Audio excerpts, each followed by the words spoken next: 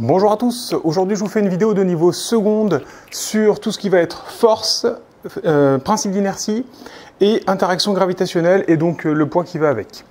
Je vais essayer de faire un petit tour d'horizon de tout ça le plus rapidement possible. Il y a beaucoup de choses qui sont normalement très faciles, mais il va falloir évidemment que je parle d'outils mathématiques, car n'oublions pas que la physique-chimie, pour bien la comprendre, eh bien, il va falloir qu'on développe des outils mathématiques.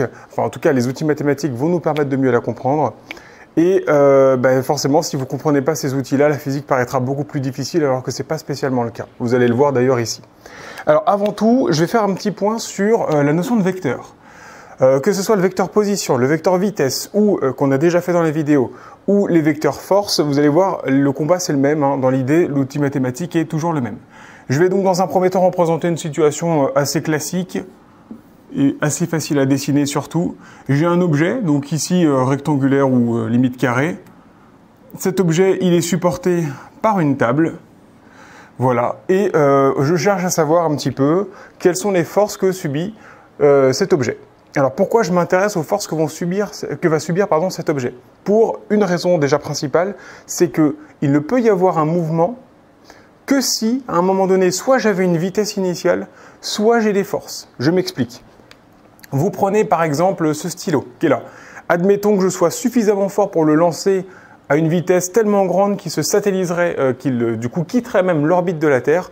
Eh bien cet objet, du coup, au moment où je le lance jusqu'à ce qu'il quitte l'orbite de la Terre, il est soumis à l'interaction gravitationnelle, c'est-à-dire que du coup il va faire cette espèce de cloche dont on a l'habitude. Mais si je le lance suffisamment fort, imaginez là ici, voilà, je suis ici, tac, j'ai mon petit objet ici, je le lance. Donc si je ne le lance pas assez fort, qu'est-ce qui va se passer à cause du poids? Eh bien, mon objet va faire ça. Et éventuellement, si je le lance avec une force très bien calculée, voilà ce qui peut se passer. C'est ce qu'on appelle du coup mettre en orbite un satellite. On le lance suffisamment fort pour qu'il ne retombe pas sur Terre, mais pour qu'il ne quitte pas non plus l'orbite terrestre, bien sûr. Et si je le lance maintenant très fort, cet objet-là, eh bien, la Terre n'a pas une action suffisante pour pouvoir l'attirer vers elle, et donc pour éventuellement le satelliser ou le faire retomber sur elle, et donc du coup mon objet quitte l'orbite terrestre. Mon objet va continuer en ligne droite, avec une trajectoire rectiligne uniforme, c'est-à-dire ligne droite plus vitesse constante. Donc là ici, la distance entre les points sur un temps à chaque fois qui est constant sera toujours identique. Alors attention, il faut bien comprendre, à partir du moment où l'objet est ici, il n'y a plus de force qui s'exerce sur lui. Alors évidemment, on peut supposer qu'il y a toujours l'interaction avec la Terre qui est toujours un petit peu là, mais on va dire qu'elle est négligeable. Et donc ici, mon objet n'est plus soumis à aucune force. Dans ce cas-là, vous voyez que l'objet va continuer en ligne droite, pour autant, donc il bouge, pour autant, il n'a pas de force qui s'exerce sur lui. Donc c'est un des cas limites, alors c'est un cas qu'on ne voit jamais en fait dans la vie de tous les jours, puisqu'on est toujours soumis sur Terre déjà de base à notre poids. Et de façon générale, même quand vous quittez l'orbite d'une planète, vous avez toujours quelques interactions qui restent. Et puis quand vous quittez un peu trop la Terre, vous allez rencontrer Mars. Bref, il y a toujours quelque chose qui vous attire un petit peu. Donc c'est jamais vraiment, la vérité est jamais vraiment toute tracée comme ça. Là, on est vraiment dans un cas limite un petit peu théorique. Donc alors, je vais peut-être pas parler de ça tout de suite, mais si je n'ai aucune force, donc si je suis dans un système qu'on va appeler isolé, un système qui n'est soumis à aucune force, dans ce cas-là, je peux avoir soit aucun mouvement, soit un mouvement rectiligne uniforme. Parce que oui, il ne faut pas l'oublier, cet objet-là pourrait être aussi, je prends l'objet comme ça, je le dépose ici dans l'espace, il ne bouge plus. Si par contre au début je lui ai imprimé une vitesse, il va continuer avec cette vitesse. Attention, ce n'est pas parce que j'ai une vitesse que forcément j'ai une force qui est en train de pousser l'objet, qu'on soit bien d'accord là-dessus. Et c'est ça que je vais essayer de détruire comme conception, parce que c'est la plupart du temps ce que vous avez du mal à comprendre, le fait qu'on puisse avoir une vitesse sans force. Mais d'abord, évidemment, il va falloir qu'on parle un petit peu des forces. Donc, pour représenter une force, on va avoir besoin d'un vecteur. Un vecteur, ça a 4 caractéristiques. La première caractéristique, qui est la plus importante, c'est le point d'application. Alors pourquoi je vous dis que c'est la plus importante cette caractéristique? Pourtant elle est à peine au programme maintenant et c'est quand même super important.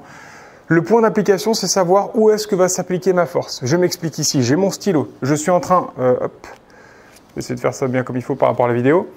J'ai mon stylo ici, je le tiens à peu près au milieu, donc la force qu'exercent mes doigts sur le stylo, elle s'applique au niveau du milieu du stylo. La force que je suis en train d'appliquer sur le stylo ne s'applique pas ici. Elle ne s'applique pas non plus ici. Pareil, autre exemple encore plus logique, j'ai une voiture. Hop, hop, hop, voilà. J'ai ma petite voiture qui est comme ça.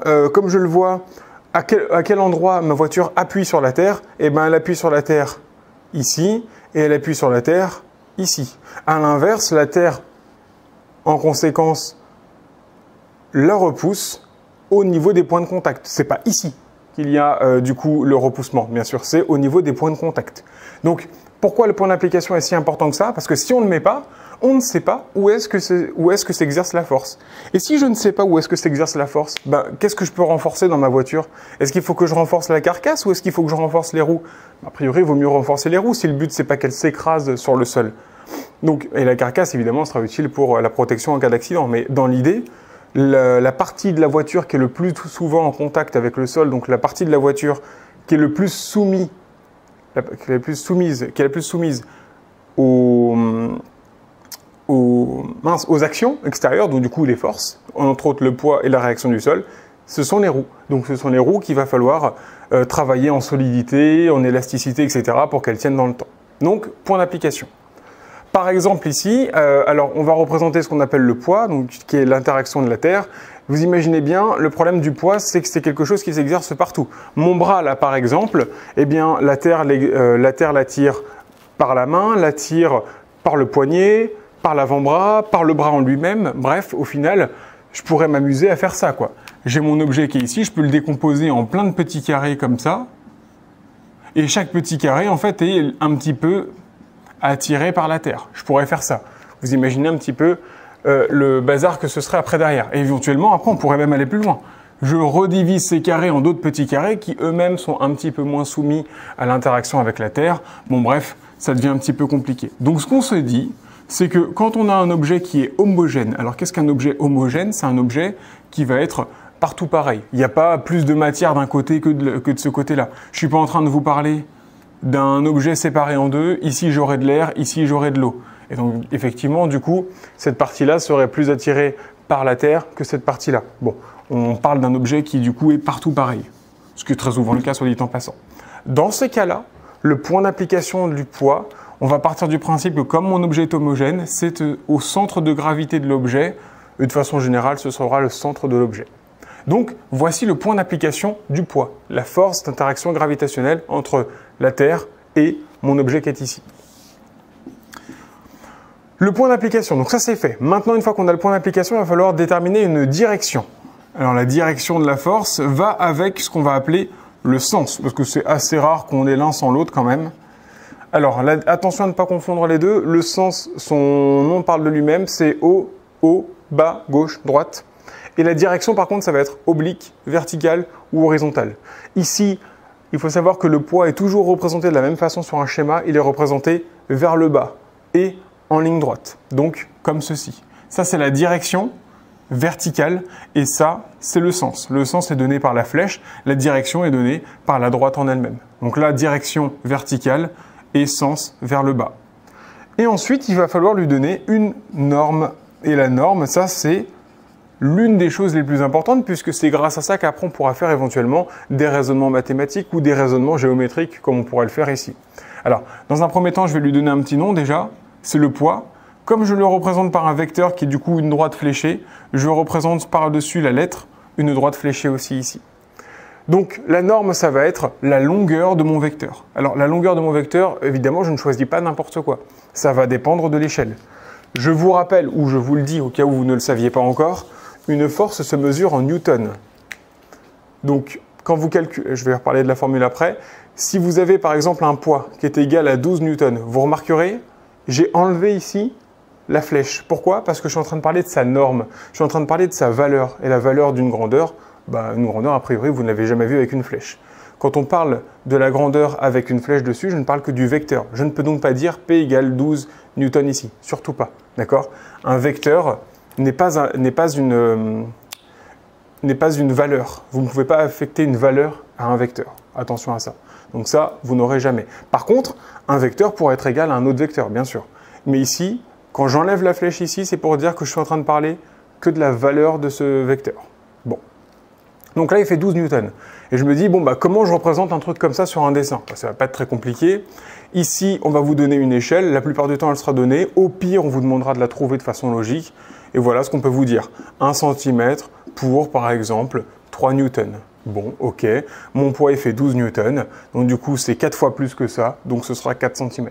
Au cas où, si vous avez du mal avec ça, petit produit en croix.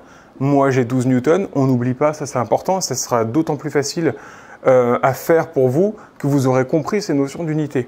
J'ai des newtons ici, donc forcément en dessous je mets des newtons. Je n'aurais pas mis le 12 newtons ici, parce que là j'ai des centimètres. Je cherche combien de centimètres va faire ma flèche, donc mon vecteur. 12 fois 1 divisé par 3, 12 divisé par 3 tout simplement, ça fait donc 4 cm. Donc là je vais faire une flèche de 4 cm. Voilà du coup les 4 caractéristiques d'un vecteur qui nous seront évidemment super importantes pour la suite. Alors maintenant, mon objet qui est ici, il n'est pas soumis qu'à son poids. Et c'est maintenant que commence vraiment, là ici on a parlé de mathématiques, c'est maintenant que commence la logique physique.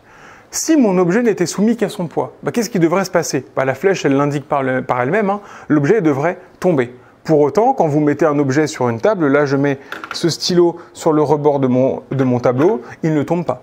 Pourquoi il ne tombe pas? Parce que bah, forcément, si l'objet ne bouge pas, c'est qu'il y a autre chose qui agit sur lui de façon contraire au poids. Et bien là, en l'occurrence, on a la réaction de la table. C'est-à-dire que quand je vais appuyer sur ce tableau-là, comme ça, vers là-bas, donc j'exerce une force qui va vers là-bas. Pourquoi je ne m'enfonce pas à travers le tableau? Parce que le tableau, à l'inverse, exerce une force de l'autre côté. Action, réaction, constamment, toujours.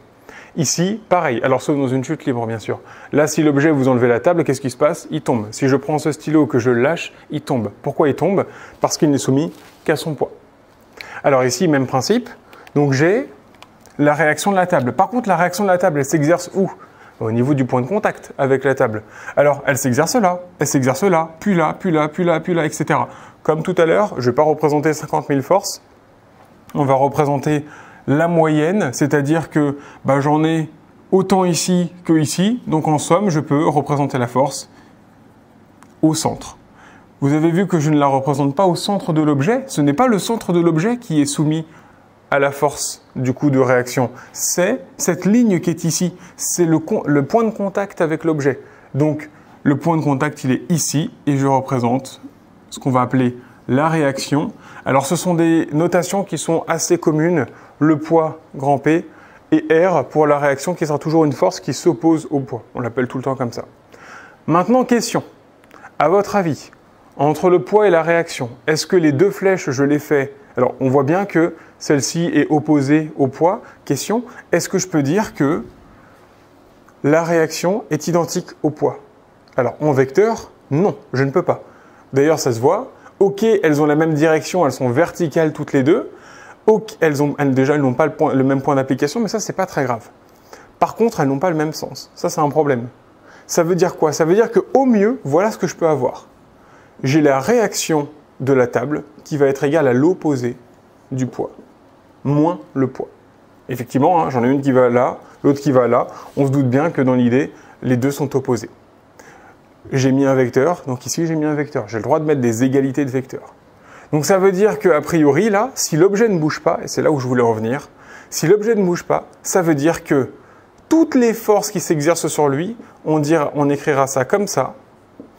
Toutes les forces, donc la somme des forces qui s'exercent sur cet objet-là, sont égales, vous voyez c'est un vecteur, au vecteur nul.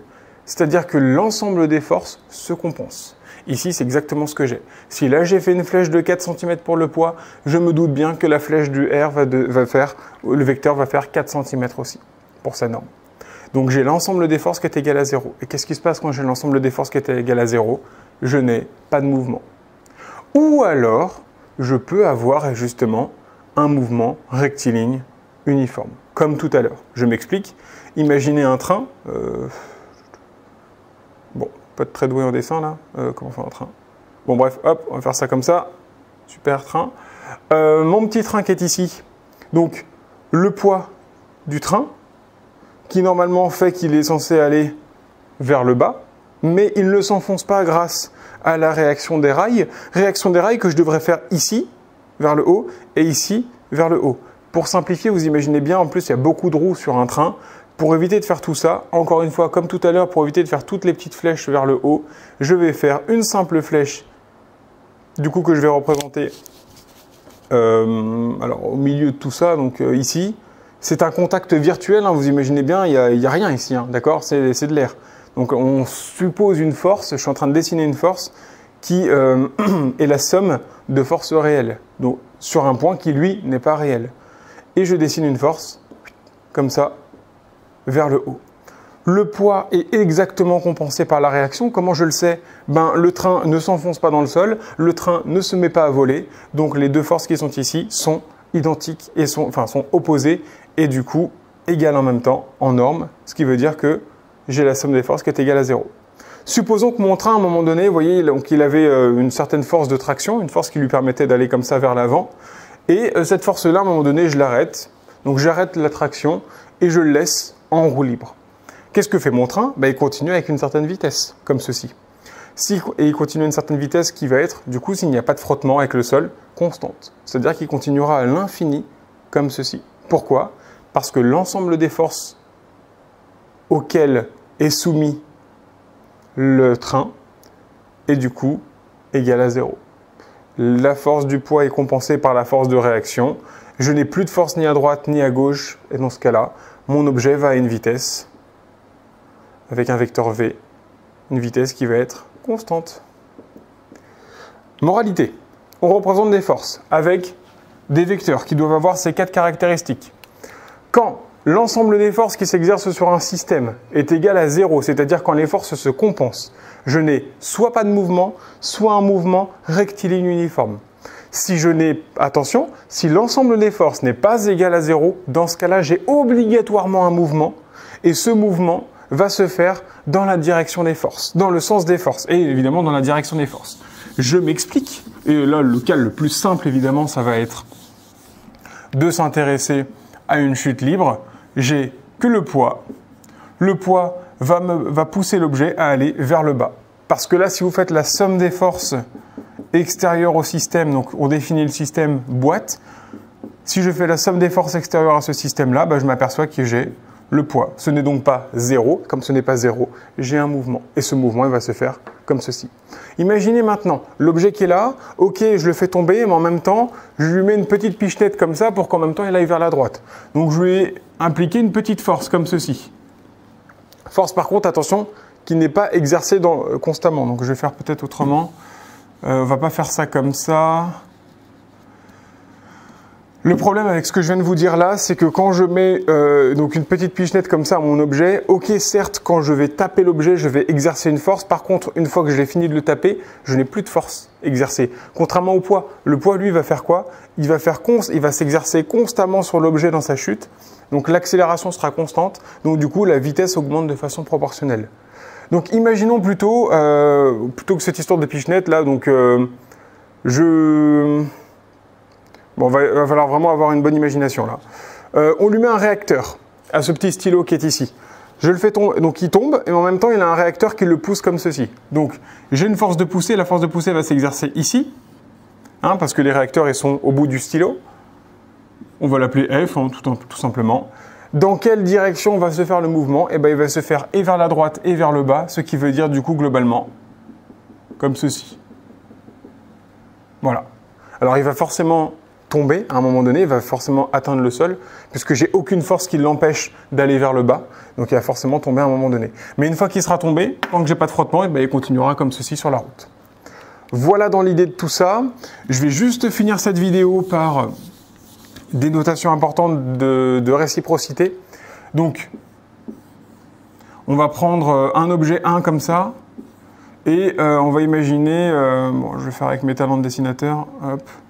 Alors des grands bras, lui, hop, voilà, et on imagine du coup quelqu'un en train, du coup la personne 2 ici, en train de pousser le colis qui est ici. Alors, je peux faire deux choses. Soit je m'intéresse au système 1, soit je m'intéresse au système 2. Alors, je pourrais faire une troisième chose et m'intéresser au système 1 et 2 en même temps, ces deux systèmes-là.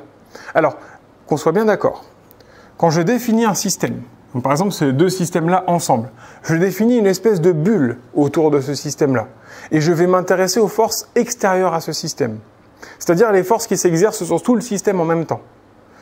Alors, quand je vais faire ça, vous allez voir, ça changera quand même quelque chose d'important. Je vais le faire juste à la fin, une fois qu'on aura fini de dessiner toutes les forces intéressantes. Je m'intéresse au système 1.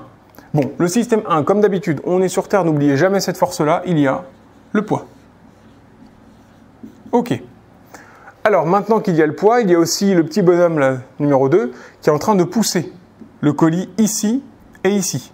Encore une fois, pour éviter de représenter deux fois cette force-là, je représente la moyenne des deux qui est sur un point fictif, hein, un point qui n'est pas du tout en contact avec la personne, et qui me permet de faire cette force de pousser comme ceci, que je vais appeler F. Elle n'a pas de nom particulier, je l'appelle F et je pourrais l'appeler. Alors justement, c'est la force de qui sur qui? C'est la force du petit bonhomme qui s'exerce sur le colis.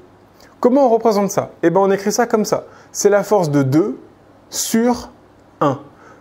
Ça veut dire que, donc il faut savoir que la force ici, quand on a fait le slash, ça veut dire sur. Donc c'est la force de 2 sur l'objet 1. Donc tout ce qui est après le slash, ça veut dire que la force, elle doit partir de l'objet.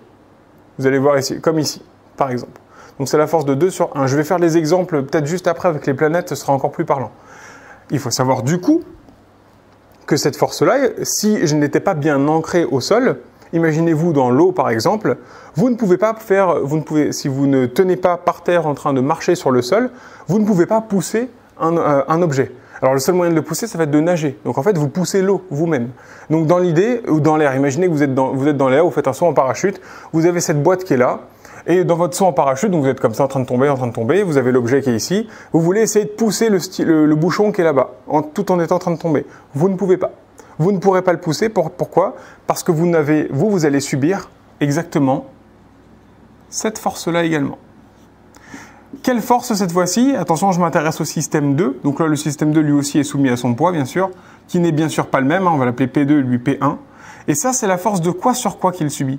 Eh bien, quand je pousse un objet, l'objet me repousse en échange. Vous poussez quelqu'un, bon, ça sera un peu bizarre, mais vous poussez quelqu'un dans la rue, vous le poussez, vous subissez une force en retour, tout de suite forcément. Alors la personne va tomber, pourquoi? Parce qu'elle n'était pas prête et vous étiez prêt, donc vous étiez ancré dans le sol. Mais si vous ne faites pas attention, bah, c'est vous qui êtes poussé en fait justement. Donc ça c'est la force du colis sur du coup la personne. Vous voyez la différence? Ça c'est la force ici que subit le colis à cause de la personne, donc c'est la force de 2 sur 1. Et ça va être la force ici, là, donc celle qui va dans ce sens-là, c'est la force du colis sur la personne. Action, réaction. Pensez à ça à chaque fois. Donc, il y a toujours, quand vous poussez quelque chose, quand il y a une poussée quelque part, une action et une réaction. S'il ne peut pas y avoir la réaction, il ne pourra jamais y avoir l'action. Donc, je m'explique par rapport à tout à l'heure quand je parlais du stylo et puis qui est en train de tomber, donc imaginez que ça ce soit vous. Ça, c'est l'objet que vous essayez de pousser. Donc, si vous voulez le pousser dans les airs, vous ne pourrez pas. Parce que si vous le poussez, alors dans ce cas-là, vous êtes repoussé. Bon, du coup, ça n'a pas de sens dans l'idée. Par contre, pour pouvoir le pousser sans que vous puissiez bouger, eh bien, il faudrait que ici vous ayez un mur qui vous empêche d'être repoussé. Dans ce cas-là, vous pourriez pousser la personne. Voilà dans l'idée. C'est d'autant plus facile de pousser un objet quand derrière vous, vous êtes dos à un mur que quand justement vous êtes dos à rien du tout. Voilà dans l'idée. Vous essayerez de faire ça, ça vous parlera peut-être un peu plus. Et je finis donc du coup sur ce dernier exemple qui sera peut-être un petit peu plus visible pour vous. Voici le Soleil, voici la Terre. Si je veux représenter la force qu'exerce le Soleil sur la Terre, donc slash T, donc sur la Terre, la force que je vais mettre là, la force qui a ce nom-là, part de la Terre. Parce que là, c'est la force qui est exercée sur la Terre. Et donc, elle va vers le Soleil. Et évidemment, l'autre, ce sera la force de la Terre sur le Soleil. Voilà. Je vais m'arrêter là pour cette vidéo. Je parlerai de tout ça juste après, du coup, dans la prochaine vidéo, pour éviter de faire des trop longues vidéos. Ça, ce sera donc l'introduction pour la représentation des forces, comment on se sert des vecteurs, la notation, la notion de réciprocité. Et puis, je pense qu'on est bon pour déjà la compréhension de ces phénomènes de base qui sont, du coup, l'action et la réaction. Voilà. Je vous remercie pour votre attention.